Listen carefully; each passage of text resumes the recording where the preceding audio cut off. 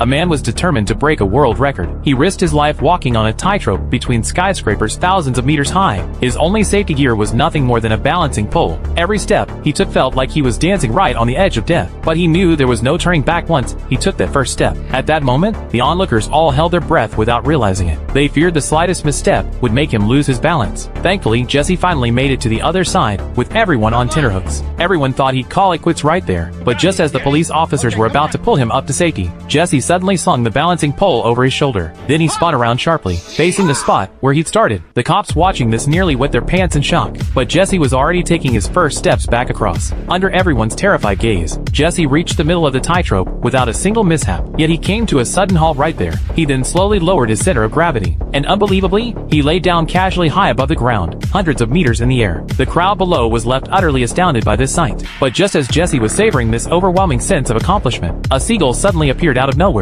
and dove straight at him.